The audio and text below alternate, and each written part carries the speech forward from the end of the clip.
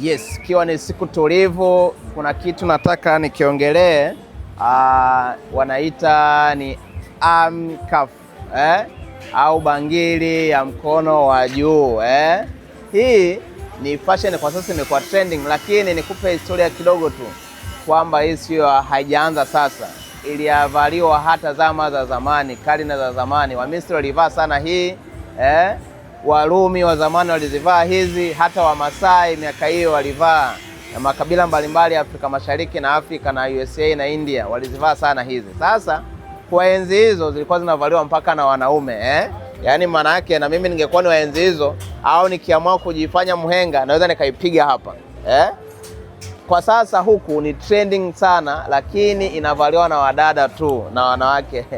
Mwanaume ukijichanganya ukipiga hii tutaanza kukushangaa vipi, lakini hii kwa Afrika Mashariki ni trending sana kwa sasa, ila wa Masai na watu wengine hao niliwataja hapo walikuwa wanazivaa, wanawake kwa wanaume. Ni fashion ya zamani. Kwa hiyo hii ni urembo ambao unavaliwa na jinsia zote, lakini dukani kote tumekuletea zile trending, zile kali kabisa, zile za kifalme, zile za dhahabu nzuri, ambazo zinanoga na kuvutia, za watu waliokuwa wanavaa wanapendea, wale mashuhuri.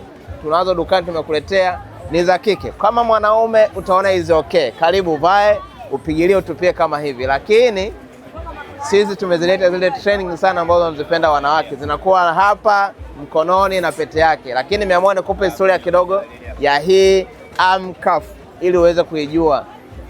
Chukua mawili matatu hayo, njoo dukani uchukue nyingi, ziko nyingi, aina nyingi ambazo unaweza ukazitengenezea kama biashara, ukazitengenezea kama pesa kwako, au kavaa kama hivi, tupia unyama kama hivi. Mwaka unaishi unatoa kipekee, namna hiyo unapita umevimbisha. Kama wewe unaenda gym, si nyama unayo, tembea namna hii, unayo hii arm cuff mkononi. Au unasemaje hapo?